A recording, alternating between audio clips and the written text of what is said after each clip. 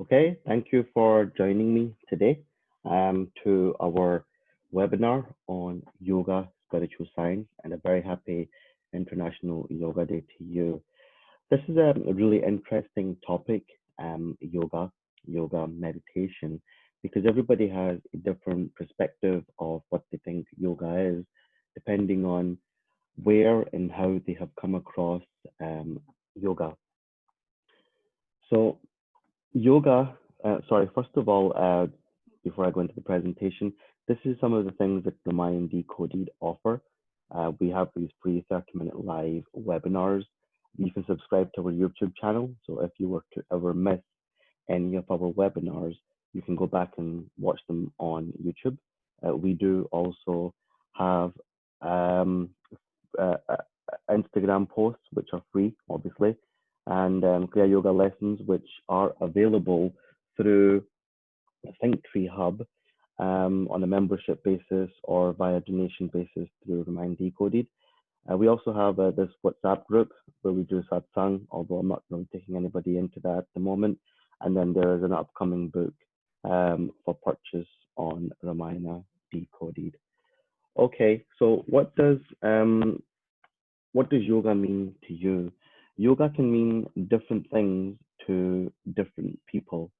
And here over on the left of the screen, we have a kind of traditional yogi, you could say, sitting in the full lotus posture, performing a mudra.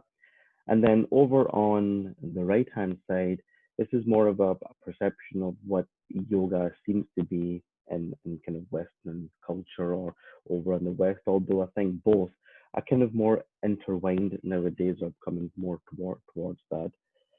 So everybody's perspective of yoga is very different, and it all depends, as I said, on how you've come across yoga and what you think yoga is. Although yoga itself is a very deep spiritual science, and what I'm going to try to do today is bring out some of that spirituality and that science and what it means. So first and foremost, yoga is a system which is riddled throughout the whole entire Vedic literature and ancient scriptures of India in different forms, and there's screeds and screeds of information around it. Patanjali, what he did was he took this whole system of yoga, which fits into a much larger system of, you could say, Ayurveda, and he systemized it. And he systemized it into what we call Ashtanga, or the 8 steps of yoga. And to be able to practice yoga fully, you have to be able to understand and perform the various steps of yoga. So first is yama, the moral conduct, the avoidance of immoral actions, what we could call the monkey part of the brain. This is the limbic part of the brain, where you make a lot of emotional decisions rather than what we say human decisions, which is more sitting on the prefrontal lobe of the brain where you make human decisions. That's where something like niyama falls into, spiritual observance, human mind, the do's and the don'ts. And then below that, there is the asana, or the postures and environment. And this is probably more what yoga is associated to in the minds of many, many people, because a lot of people think that yoga is about performing certain types of physical exercises, which it is, but not completely. Now, those physical exercises which can be performed falls into what we call hatha yoga, and I touch upon that within this presentation. After that, the reason why you perform these various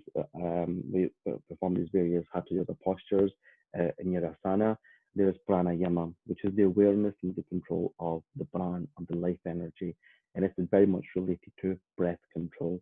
Now, I've said in the past that the first act of life is the breath, and the last act of life is the breath, and therefore the breath must have something to do with life and our purpose of being here on earth. Then, followed by that, is pratyahara, or the withdrawing of the flow of energy from the external environment. So, basically, what that means is internalizing your awareness. So, at the moment, everybody's awareness is focused on the external, on the outside, what we call in Vedic literature Maya. So our attention, our focus, our energy is being drawn into Maya, being attracted by Maya. And Maya consists of space, it consists of time, it consists of the atom, which in itself is known as individual ignorance. And the reason why it's known as individual ignorance or avidya is because the atom, vast majority of it is just invisible empty space. Not even empty, it's just invisible energies which our senses can't pick up on. However, we create our entire reality and our entire experience of life based on about 0.4% of what we're actually picking up from the atom. And then there is the vibratory sound of Om. So these four components are what make up Maya, or what we call cosmic delusion. And Pradharya is all about taking your external energies and internalizing them. Then there is dharana, which is the concentration and focus of the mind. Because without this concentration and without focus of the mind, it's really difficult to be able to perform certain acts throughout your materialistic life or throughout your spiritual life. Now, to be able to perform any type of act, you need a certain level of concentration. People with a high level of concentration are usually very good at focusing on something. Say, for example, it's to get fit, or to lose weight, or to change their diet, or to read a series of books, or to focus on creating something. These people have a very high level of focus, but this focus can come and go. And the whole kind of process through pranayama, it helps to focus the mind and to expand what we say your consciousness. So dharana concentration is really, really important, because without dharana concentration techniques of meditation, you cannot go into dhyan, or what we call meditation. So a lot of people say that they meditate, but look, meditation is is the seventh step in Ashtanga Yoga. Therefore, meditation must be a very difficult state of the mind to be able to get into. However, it's not impossible. You can slip in and out of meditation. You have to have a very high level of concentration, and we call this super concentration. So meditation ultimately begins where concentration ends. And this is followed by the ultimate thing that a lot of people on a spiritual path are looking for, which is samadhi, or the fourth state of the mind, which is really being in a state of what we can call suspended animation. And you are consciously aware, but all your senses have been internalized. So your awareness is completely internalized, and your focus and your concentration is sitting on what we call, and I'll point it out here on the presentation of Patanjali on his picture, your focus, your concentration, your senses are focused entirely upon this point here, the red dot between Patanjali's eyebrows. So those are the 8 steps of yoga. And as you can see, yoga then itself becomes a whole entire system, which is really difficult to get into practice. And there are lots of benefits of yoga. So for example, performing certain asanas or doing certain hatha yoga, which is really important for releasing locks within the body, which ultimately help with pranayama. And I'll try to explain what that means. But not everybody is able to perform hatha yoga, because not everybody has the same level of flexibility. And that has a lot to do with the environment that you've been brought up in. It has a lot to do with your diet, but it also has a lot to do with genetics. You'll find there are a very small percentage of people within the West who can actually sit in a full lotus posture or a half lotus posture. And it's the same in the East, where I think a lot of people believe that everyone can sit cross-legged or perform certain mudras, or can perform certain exercises, like you would see it at the Kumbh some of the Agora yogis are performing. Not everybody has that type of flexibility. So when it comes to practicing meditation, um, you don't have to be able to perform these certain levels of exercises anyway, but they're really good for your body. So when it comes to yoga, what we're talking about is not training a skill, but training a state of the mind, because this whole entire 8 steps is related to influencing the mind so that you have more awareness of your mind and you have more control over your decisions. So before we go into a little bit around that, let's explore what yoga actually means. I'm going to keep it very simple here. Yoga comes from the Sanskrit word yuj, from the Sanskrit root yuj, which means to join or the union. And it's referring to the visible body, as in your physical body, with the invisible body. Union of Ram consciousness. What we're talking about here is uniting your consciousness to Parma Brahm, to this singular source. So in Vedic literature or in the practice of Kriya Yoga, for example, we talk about that meditation is solely for the purpose of realizing the self and realizing what this God is, what this Parma Brahma is. Although meditation has many benefits that you can see and achieve in the external world, and I'm going to go through that towards the very end of this presentation. So individually, when we're talking about yoga, we're talking about individually being able to become more self-aware, but also collectively as a human race. And this is at the atomic level of interpretation of the Valmiki Ramayana or the Mahabharata. Now, I've explained before that there are 3 levels of interpretation of every scripture. There is the Adi Bhatik, which is the physical story based on events which have happened. And then there is the Adi Devik, which is the spiritual astral science of what's happening within these Sanskrit formulas, these shlokas and sutras. And then there is the actual practice, and yoga is the actual practice of these scriptures. There are various forms of yoga, as I said. I alluded to Hatha Yoga, but there's also Raja Yoga, which is Shtanga, Mantra Yoga or Japa Yoga, Laya Yoga, Dhyan Yoga, Wisdom or Jhana Yoga, and Karma Yoga. And there are many, many other forms of yoga which have cropped up in the last I would say about 20 to 30 years over in the West. And all these different forms of yoga are there to help you perform a different type of act of spiritual science. So, for example, mantra yoga. In order to recite a particular mantra, it's very easy because you can just have muscle memory and completely just repeat a mantra. However, to be able to make any mantra work for you, it's really important that you have a certain level of concentration.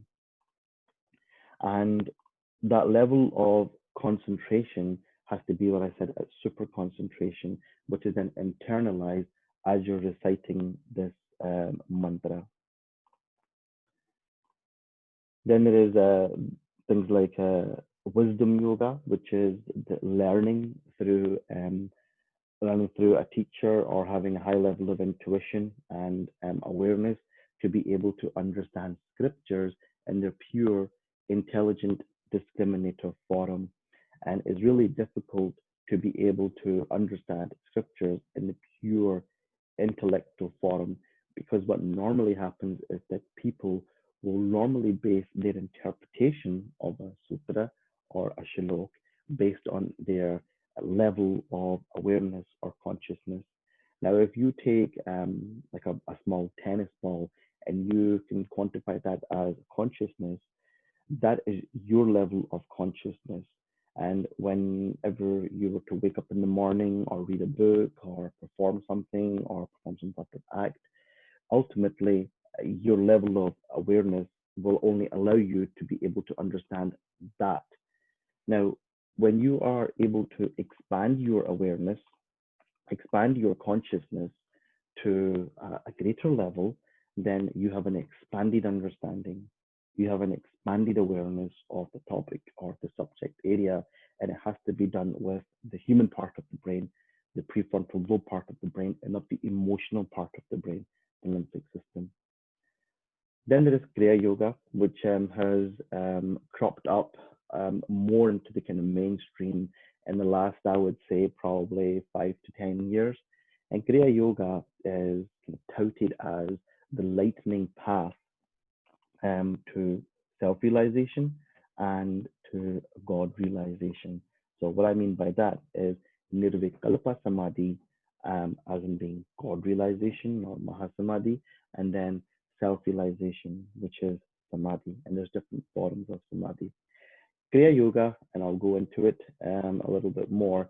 It can be broken down into Kriya, which is to do an action throughout your daily life, and Ya, which is to be aware that the power behind your actions and the power behind your thoughts, there is a greater power that is powering that. Now, say, for example, you were to take a dead body and you were to put food and water into that dead body and lay it under the sun. Is that body going to come to life? No, it's not going to come to life because the power behind that is not there to sustain it and to help it perform. Yes, you need a certain level of diet, of essential foods and nutrients that your body needs to be able to uh, perform throughout the day, throughout your life. However, behind that, there is a power which is sustaining you. There is a power which is giving you energy to help you perform your life, to help you perform your duties within your life. So Kriya Yoga is actually a combination of different types of yoga.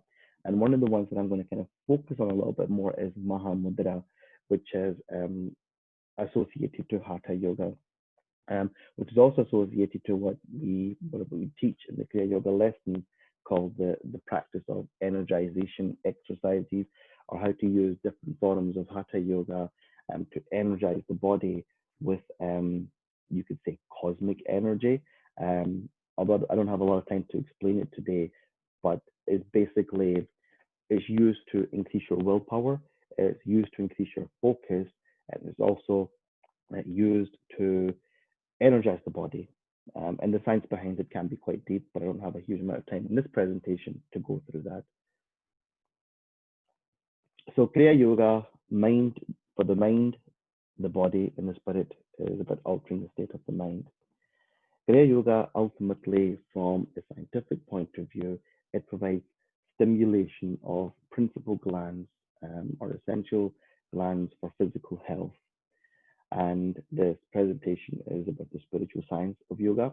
So I'm going to try to bring a little bit of science into this. The various forms of yoga which are available, which a lot of people practice, which some of the people here in this presentation or watching this presentation practice. There are many things happening internally inside the body which you are unaware of. So, for example, I've put over here the Labhya Kriya or Kacheri Mudra. The Labhya Kriya is like a baby form of Kacheri Mudra. And Kacheri Mudra is the ultimate kind of mudra that a lot of people on a serious spiritual path want to be able to perform. Because what they do with Kacheri Mudra is that they push their tongue at the back of their throat up into the plate. And what they do is they're looking for a certain gland in that structure of your head. And what they do is they release what we call the Amrit of immortality.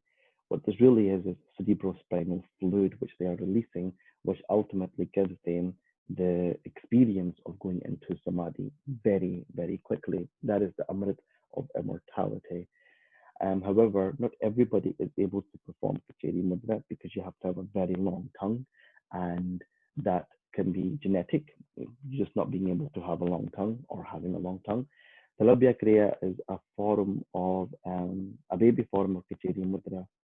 And I'm not going to go into how it's performed, but basically, when you're performing the Labhya Kriya, there are certain glands within the neck and within your body that you start to stimulate. And what you're trying to do is bring these chemicals, these hormones, these neurotransmitters into balance. So the next point there is about event happens. Yeah. So you have a particular event in your life. It can be a traumatic event, or it can be anything. Someone had said something to you, or something that you've experienced because you've been trying to achieve something, and you haven't managed to achieve it, and you put a lot of work into it. That then very, very quickly relates into a thought which falls into your mind. That thought is like a seed, which then sets this whole endocrine glands, these neurotransmitters, into motion, and you have certain feelings. Those feelings are related to these chemical changes of hormones and neurotransmitters. And it's these likes and dislikes, these kleshas, which Patanjali calls, that ultimately force you to make decisions without you even knowing that you're making a decision. And Kriya Yoga, certain practices of Kriya Yoga, help you to be able to have more control and start balancing these hormones and neurotransmitters. So over here, I've only listed a few of the hormones produced by the endocrine glands, and these are the ones that are more associated to the brain. Pineal is probably the one that a lot of people can associate more to because it's associated to the third eye. And again, there's a whole science behind that, which I teach to the students in the Mind Decoded Kriya Yoga lessons. Then there's the neurotransmitters, and these are the pleasure chemicals, which so for example, dopamine there, one of the reasons why people smoke is because they have these high spikes of dopamine that makes them feel good. And when they feel good, they are more motivated to do things, should that be the case for that particular individual.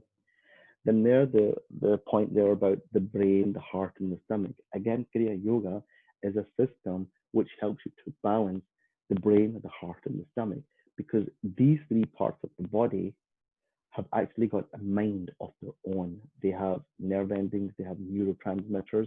So for example, neurons. They have, for example, the heart has 40,000 neurons. It is ultimately a miniature brain, and even the stomach, it has its own brain. So if you take, for example, if you've ever practiced fasting, for example, if you do a 24-hour fast, a 12-hour fast, and you feel hungry at some point in that fast, you just need to really stop and ask yourself and be more self-aware. Am I hungry because my mind is telling me that I'm hungry, or is it because my body physically needs food to be able to sustain itself? And I'll bet you any money that the vast majority of the time it will be because your mind is telling you that you're hungry. Now, the mind, through the practice of Kriya Yoga, you begin to realize that actually the mind is not something which is everywhere. It's everywhere, but at the same time, it's within you as well. The mind sits on various parts of the body. So it sits on the brain, it sits within the heart, it sits within the stomach. And depending on where the brain is sitting in terms of on the scale of buddhi, pure discrimination, or the human part of the brain, or is it sitting with manas, blind sense for the blind senses, or the limbic part of the brain, the emotional part of the brain, where your hormones and neurotransmitters are all out of synchronization. Now, we talked about hatha yoga, we talked about various postures, and we've talked about Kriya Yoga and what some of the practices such as the Labhya Kriya can stimulate certain glands and start bringing these chemicals within the brain, these neurotransmitters within your nervous system back into balance, which will ultimately help you have more control over your emotions, your likes, your desires, and be able to make more human decisions rather than emotional decisions. Now, if you were to maintain a power pose for at least 2 minutes and be able to hold that power pose for at least 2 minutes, science has shown that there is a 20% increase in the hormone testosterone, and there is a 15% decrease in the hormone cortisol. So cortisol causes stress, and testosterone obviously makes you feel a lot better, makes you feel stronger, makes you feel more powerful. Now, if performing just a simple power pose can help you achieve that, just imagine what the practice, the consistent practice of Kriya Yoga can do. Performing Vilabhya Kriya, Navi Kriya, Kriya Pranayama, performing all these various different types of yoga practices. Just imagine what you can do with that, expanding your awareness, focusing your concentration, being more self-aware, being able to understand scriptures from pure discrimination, intellectual discrimination rather than through emotions or based on someone else's opinions. The power of Kriya Yoga is very powerful, and this is the reason why Kriya Yoga is encoded within the Ramayana, the Mahabharata, into the scriptures, because it's such a powerful science. And there was a previous presentation where I've done where I go into the whole scientific part of the breath and the numbers, and by performing one Kriya Pranayama, what that means and how it's related to you scientifically, both on a spiritual level on as well as the kind of scientific level as well in terms of what's happening inside your body. So I said that I was going to touch on this at the beginning of the presentation around Kriya Yoga. Kriya Yoga, performing pranayama as one of the steps, is about decarbonizing the blood. So your blood is full of dark venous blood, and this is the reason why the heart is pumping, is because it's clearing out the venous or dark blood or the wastage blood, purifying it, and then sending the purified blood, oxygenated blood, into the various tissues and organs so they continue to perform. Now, what the yogis of ancient India or the rishis of ancient India had discovered is that if you have very little dark venous blood, then the heart needs to perform less throughout the whole entire day.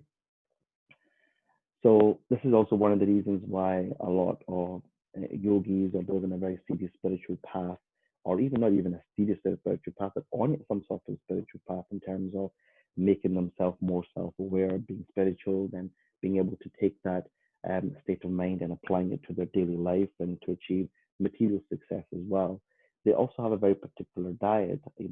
I'm maintaining a diet which is abundant in fruits and vegetables and plenty of water and fruit juices um, is really, really important because that means there's less dark venous blood in the body, and therefore your heart has to work less. The pranayama itself is known as the science of the breath. And again, pranayama is related to, if you're looking at the screen on the right hand side, Hanuman. Hanuman there is actually sitting in a posture known as Mahamudra, which is a posture or the great pose, which is taught in the Kriya Yoga lessons. And again, there's a whole science behind why you sit like this when you're performing the advanced techniques of Kriya Pranayama and what that means for your body internally and externally. So what it's doing to your spine, your brain, and your breath to be able to progress more spiritually and go into samadhi, and what it can also do for you physically. And pranayama is associated to the science of the breath, but it's not really breath control, it's more this life energy control, which I was talking about at the beginning of the presentation. Um, it's about being able to control this breath, which is linked to your mind, which is linked to your heart, which is linked to your thoughts and emotions. And these thoughts, emotions, etc., your heart, everything is happening because I said there's this other power, greater power, which is sustaining you, which is giving you life. Pranayama is that link which helps you control that, power, have more awareness and more control over that power. And the and the Vedas say there are about 49 vayus, depending on where you look at for your information. Some will say there's 50 vayus, some will say there's 49, but there's no English word that can really explain it.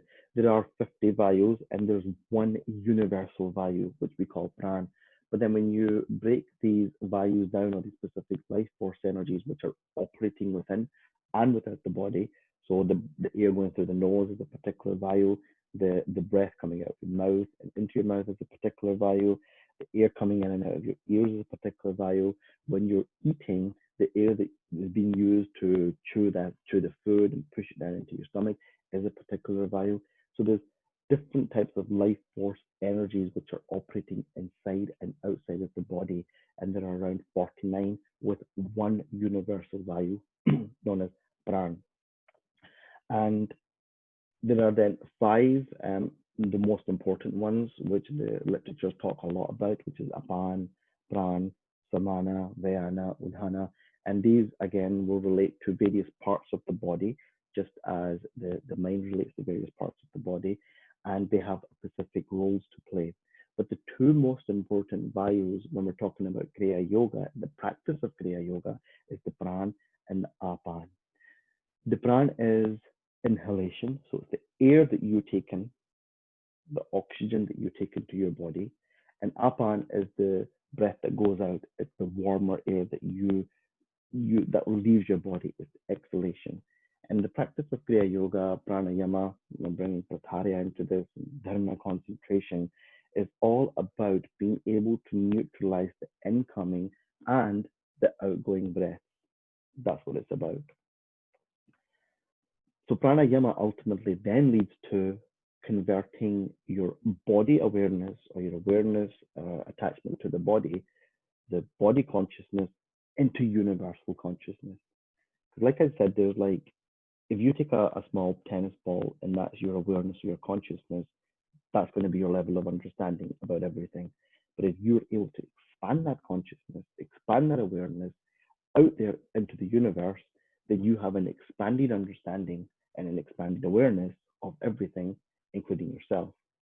Now, when you combine that with a powerful mind, which is focused, which is concentrated, and apply that as you would do through some of these energization exercises that I spoke about, then your willpower is going to increase. And there's different types of willpower. There's willpower that you are aware of, so conscious willpower, which you consciously put energy into.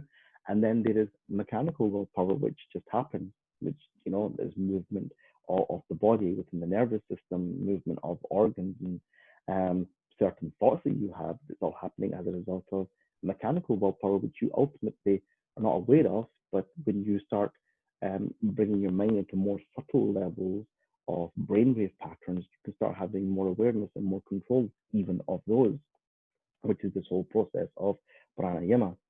It's about controlling the mind. It's about having more focus of the mind. It's about being more aware of the mind. And that is what Hanuman actually means. Hanuman, some people would say it means to kill the mind, but ultimately it's more taming the mind. It's more having self-awareness of the mind and being able to understand and make dharmic decisions, that my mind is telling me one thing based on the information that is in my brain, but my heart is telling me something different, which is connected to the universe. And again, there's a whole science behind that as well, about how the brain and the heart is connected. And practicing pranayama, that's what that's about. So Hanuman is related to the Anahata chakra, or the center of consciousness, which is the heart chakra. Hanuman, pranayama, is related to breath control, and everything all the words and terms I've used have been related to the heart, related to the breath, related to the mind, related to Kriya Yoga, spiritual science. So I have also said that there was the science of Kriya Yoga, or the science of Kriya Pranayama, that if you're able to perform one perfect Kriya Pranayama, I'm not going to go into the science of it right now, but if you are able to perform this one perfect Kriya Pranayama, you can have 12 months of spiritual development.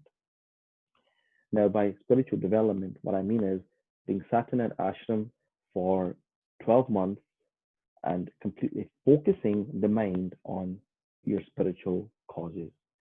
So the mind is not being deterred or not being driven away from anything other than performing a spiritual act for 12 months, 24 hours a day. One Kriya Pranayama helps you to achieve that.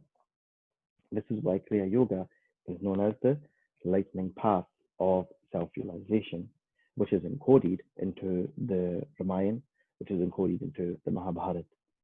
And the whole science then gets even deeper because the students here at Kriya Yoga with Ramayana Decoded, they learn about inhalation, exhalation, how many numbers of breaths are being taken within 24 hours, how many numbers of breaths they're trying to achieve with Kriya Pranayama, and what that ultimately means for them spiritually as well as materially.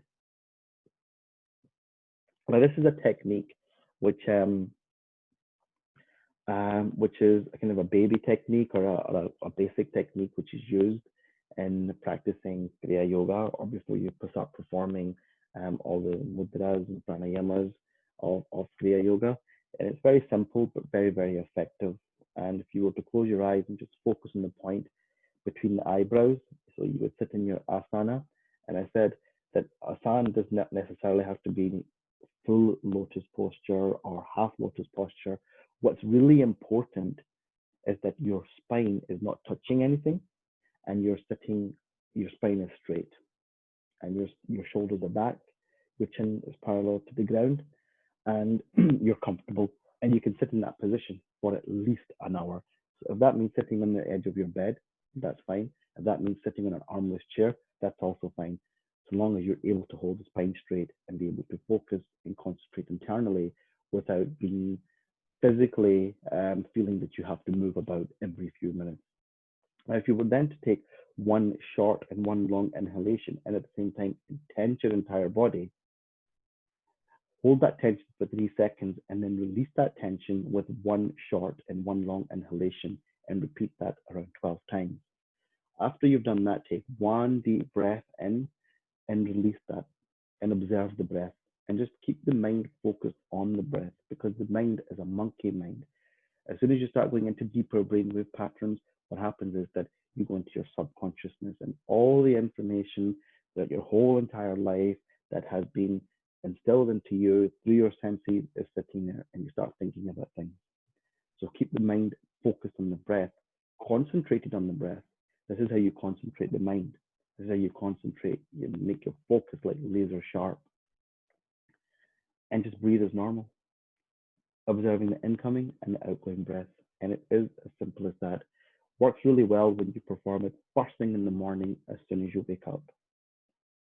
Now, I said that this is the yoga spiritual science. I said there's scientific evidence. If you go to this journal on meditation and cardiovascular risk reduction, it shows that the studies of meditation to date suggest a possible but not definitively established benefit of meditation on, for example, cardiovascular risk reduction.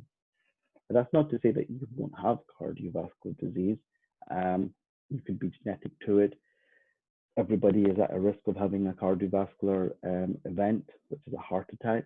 However, you can lessen the impact of it by